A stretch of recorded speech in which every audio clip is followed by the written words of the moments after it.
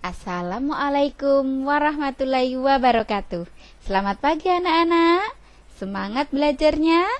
Hari ini kita akan belajar tema 1, subtema 3, pembelajaran 4.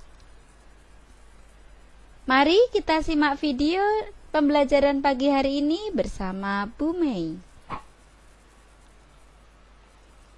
Silahkan dibaca apa ini? Sebuah judul lagu tentang nenek moyangku. Memang pagi hari ini kita akan membuka pembelajaran dengan bernyanyi bersama.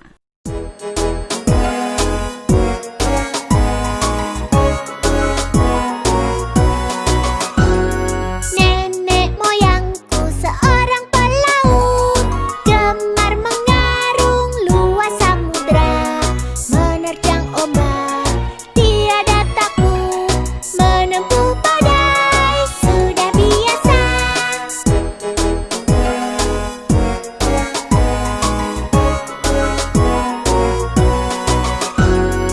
Angin bertiup, layar terkembang, ombak berdebur di tepi pantai. Pemuda berani bangkit sekarang, ke laut kita beramai-ramai. Bagus, terima kasih.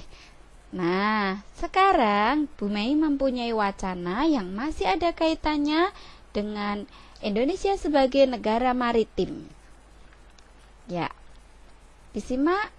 Kapal pinisi, kapal penjelajah dunia. Berikutnya. Ya.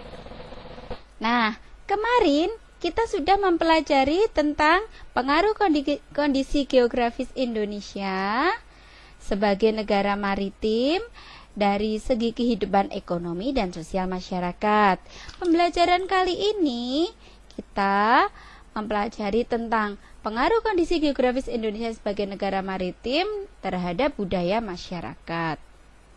Nah, ciri keragaman budaya lokal Indonesia dapat dilihat dari hal-hal sebagai berikut. 1. Keragaman suku bangsa, 2. Keragaman bahasa, 3. Keragaman religi, dan 4. Keragaman seni dan budaya. Mari kita kupas satu persatu. Keragaman suku bangsa. Nenek moyang bangsa Indonesia berasal dari Yunan, Cina Selatan. Mereka berimigrasi kemudian bercampur dengan penduduk indigenous dan Indo-Aryan dari Asia Selatan. Kemudian terus berkembang hingga membentuk suku-suku bangsa. Suku-suku bangsa di Indonesia diklasifikasikan menjadi 19 suku bangsa induk. Ya, yang kedua, keragaman bahasa. Keragaman bahasa. Indonesia masuk ke dalam rumpun bahasa Austronesia. Rumpun ini terbagi menjadi 2 subrumpun lagi, yakni bahasa Austronesia Barat atau Indonesia Melayu dan bahasa Austronesia Timur atau Polinesia. Dari subrumpun bahasa tersebut masih terbagi lagi ke dalam wilayah-wilayah bahasa. Yang ketiga adalah keragaman religi. Indonesia memiliki keberagaman agama atau kepercayaan.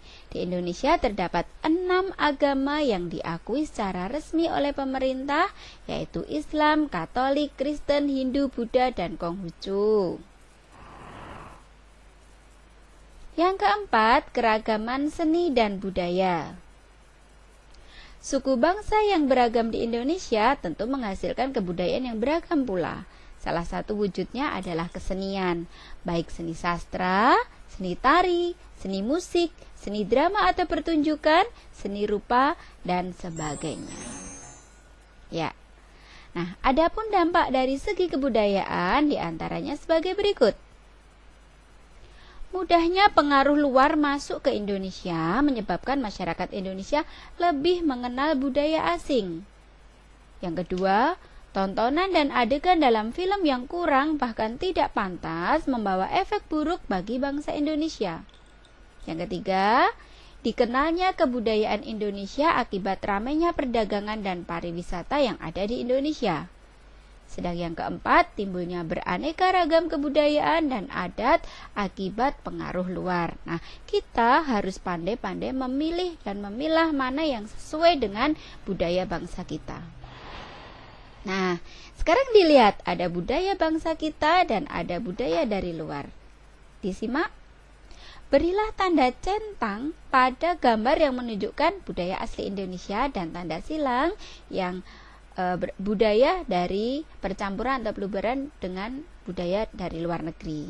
Sudah? Sudah ya? Nah, mari kita cocokkan jawabannya. Ya, bagus sekali. Selanjutnya,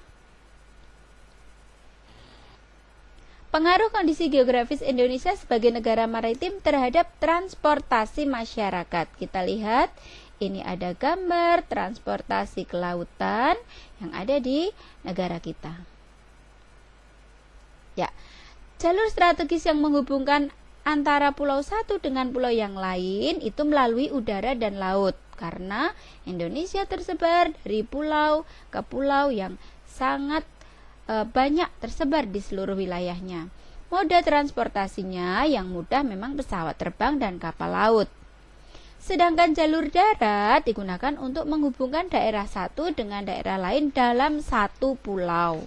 Sedangkan moda transportasinya kereta api, bis, dan mobil. Nah, dari seperti itu, dampak positif dan negatif yang timbul karena dilihat persebaran pulau di Indonesia merata. Jadi ini tentunya akan menimbulkan dampak. Nah, dampak positifnya itu terpacunya bangsa Indonesia untuk membangun dan mengembangkan industri pesawat dan perkapalan. Karena dampak negatifnya, meskipun ini bagian kecil dari dampak negatif yang ada, misalnya adalah ada daerah yang sangat maju namun juga ada yang tertinggal.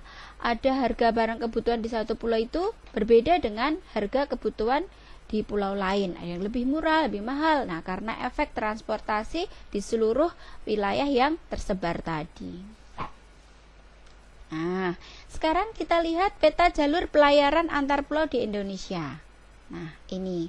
Nanti anak-anak harus bisa menyebutkan, bisa lihat di buku kalian, nama pelabuhan yang tersebar di seluruh provinsi. Selanjutnya, peta jalur penerbangan antar pulau di Indonesia. Nah, ini juga nanti anak-anak harus bisa menyebutkan nama bandara dan provinsi yang ada di wilayah Indonesia. Baik. Nah, dari keberagaman tersebut, maka kita sebagai bangsa tidak menjadikan itu sebagai perbedaan, namun bisa mengambil dari segi persatuannya. Nah, nilai-nilai luhur yang terkandung dalam sila-sila Pancasila apabila diamalkan akan menjamin kehidupan dalam berbangsa dan bernegara menjadi lebih baik. Indonesia pun akan semakin disegani oleh bangsa-bangsa lain di dunia.